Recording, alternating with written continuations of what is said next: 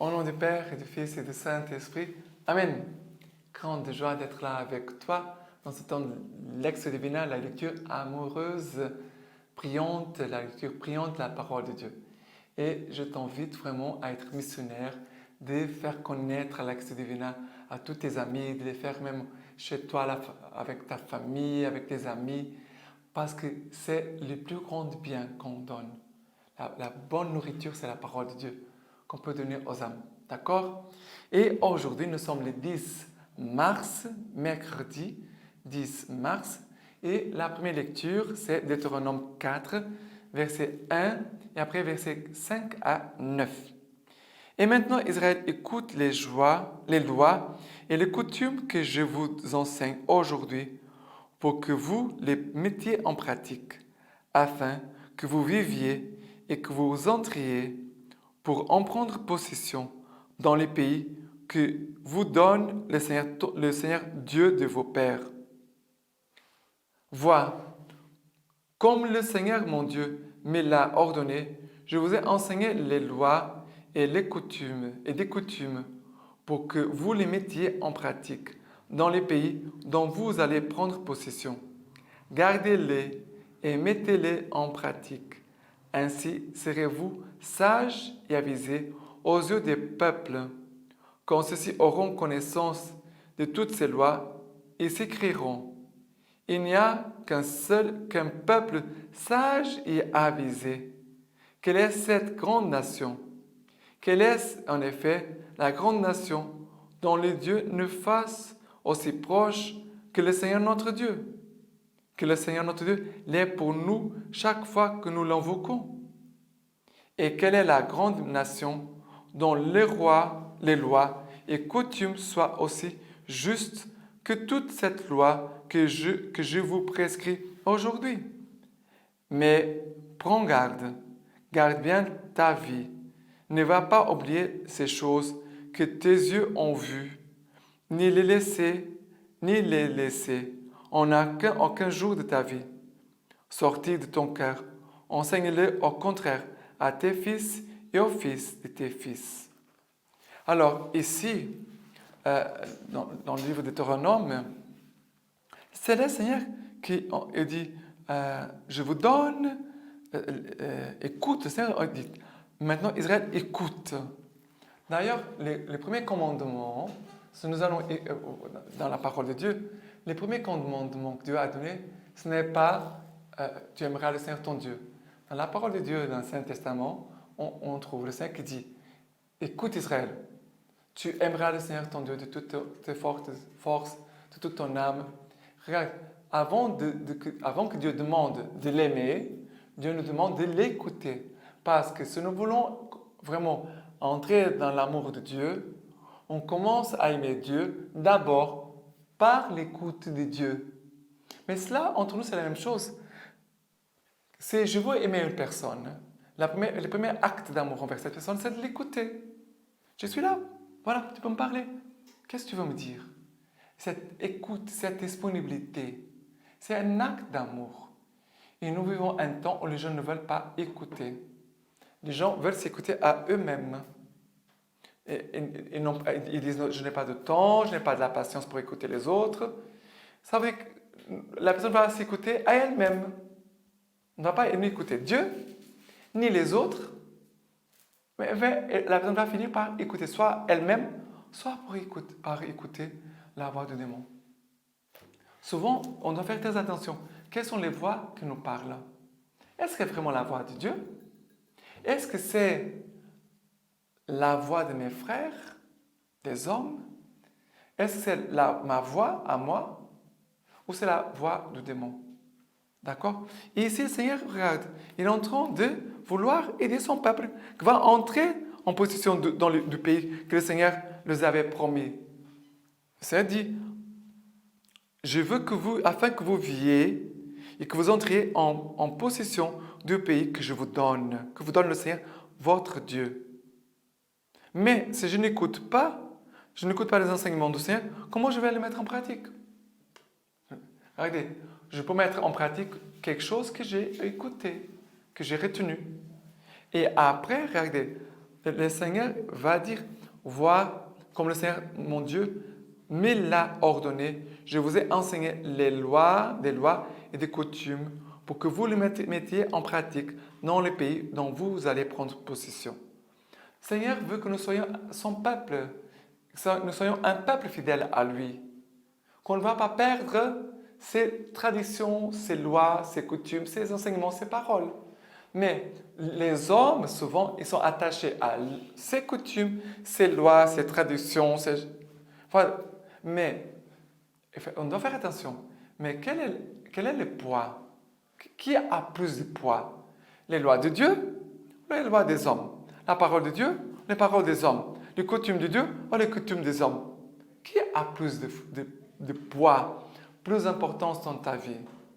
Sinon, parfois, on peut mettre les choses de notre monde, des hommes, plus en haut que les lois, les paroles de Dieu. On doit faire très attention. Sinon, on peut peut-être être en train de s'éloigner de Dieu. Ou parfois aussi de vouloir plaire à tout le monde. On veut plaire à Dieu, on veut plaire aux hommes, on veut plaire à tout le monde et on finit même pour plaire aux démons. Et Dieu n'est pas content. On doit chercher d'abord Dieu. Dieu à la première place. Dieu en premier. D'accord? Et les autres choses qui viennent doivent entrer dans cette direction de Dieu. Si elles n'entrent pas dans la volonté de Dieu, on les met à part, on les jette. D'accord? Voilà, la première lecture d'aujourd'hui. Le psaume, c'est le psaume 147, que nous dit comme ça. Verset 12, 13, 15, 16, 19, 20. Faites le Seigneur à Jérusalem, loue ton Dieu au Sion. Il renforça les barres de tes portes. Il a chez toi béni tes enfants. Il envoie son verbe sur la terre. Rapide court sa parole. Il disperse la neige comme laine, répand les givres comme cendre. Il révèle à Jacob sa parole, ses lois et jugements à Israël. Pas un peuple qui l'ait ainsi traité, pas un qui ait connu ses jugements. Alors, ici, c'est très beau. Le Seigneur veut vraiment nous fortifier. Il dit ici, il renforça les barres de tes portes. Ça veut dire renforcer les barres de tes portes pour que l'ennemi n'entre pas. Et pour cela, le Seigneur envoie son verbe. Son verbe sur la terre, ça veut dire, la terre c'est toi, chacun de nous. Rapide, elle court sa parole. La parole veut arriver partout dans tout ce que nous sommes, dans tout ce que nous vivons, dans tout ce que je suis. Et regardez, il disperse la neige comme la laine, répand les givres comme cendre. Mais regardez, qu'est-ce que le Seigneur est en train de nous dire ici? Ce qui est léger, ça disperse. Il part. Mais ce qui a du poids reste. Ici, regardez, les givres, la neige, ils ne vont pas demeurer, ils vont après disparaître. Le Seigneur est en train de dire, il y a des choses qui doivent disparaître, d'autres choses qui vont rester. Des choses de Dieu doivent rester. Ok? Et on voit l'amour du Seigneur qui dit, je t'ai fait connaître mes lois et mes jugements à toi parce que je t'aime. Je te traite avec amour. Je te traite avec amour. D'accord? Et l'évangile d'aujourd'hui, c'est Matthieu 5, versets 17 à 19. N'allez pas croire que je sois venu abolir la loi ou les prophètes. Je ne suis pas venu abolir, mais accomplir. Car je vous l'ai dit, en vérité, avant que ne passent le ciel et la terre, pas un i, pas un point sur les i, ne passera de la loi, que tout ne soit réalisé. Celui donc qui violera l'un de ses moindres préceptes et enseignera aux autres à faire de même, sera tenu pour le moindre dans le royaume des cieux. Au contraire, celui qui les exécutera. Il les enseignera. Celui-là sera tenu pour grand dans le royaume des cieux. Regardez, Jésus est en train de nous dire deux choses. La loi ne va pas être abolie. Jésus lui-même est venu accomplir toute l'écriture. C'est pour cela que souvent Jésus, quand il parle, il va citer les prophètes Isaïe ou d'autres passages de l'Ancien Testament. Alors il va dire, dans l'écriture est dit, Jésus vient pour accomplir tout ce qui a été dit sur lui, tout ce qui concerne sa personne. Jésus n'a pas aboli la loi. Mais c'est vrai que Jésus a amené la loi à la perfection, à l'amour.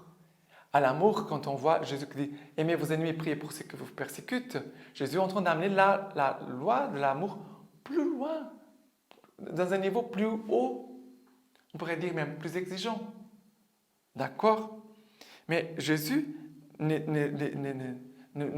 pas en train de dire « La loi, ça ne sert à rien maintenant. » Regardez, nous avons l'Ancien Testament et le Nouveau Testament. À chaque lecture divine, nous avons toujours lecture d'Ancien Testament, lecture du Nouveau Testament. Toujours, toujours.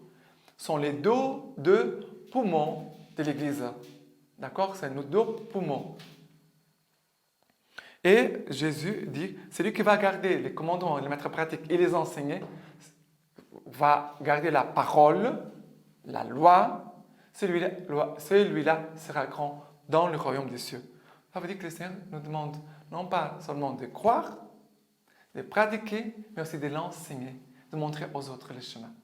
Ok? Et la lecture patristique d'aujourd'hui, heureux les cœurs purs, car ils verront Dieu, de Saint Théophile. Montre donc comment les yeux de ton âme regardent et comment les oreilles de ton cœur écoutent. Tous ont des yeux, mais certains ne les ont que voilés et ne voient pas la lumière du soleil. Si les aveugles ne voient pas, ce n'est pas parce que la lumière du soleil ne brille pas. De même toi, les yeux de ton âme sont voilés par tes fautes et tes actions mauvaises. L'homme doit avoir une âme pure, comme un miroir brillant. S'il y a de la rouille sur le miroir, l'homme ne peut plus y voir son visage. Ainsi, lorsqu'il y a une faute dans l'homme, cet homme ne peut plus voir Dieu. Mais si tu veux, tu peux guérir. Confie-toi au médecin, il opérera les yeux de ton âme et de ton cœur. Qui est ce médecin? C'est Dieu qui guérit et vivifie par le Verbe et la sagesse. Si ta vie est pure, pieuse et juste, tu peux voir Dieu. Avant tout, que la foi et la crainte de Dieu entrent les premières dans ton cœur. Et alors, tu comprendras cela. C'est beau, très beau. Et maintenant, je vous laisse la bénédiction par les mains toutes pures de la Vierge Marie. Que Dieu Tout-Puissant vous bénisse et vous garde, le Père, le Fils et le Saint-Esprit. Amen.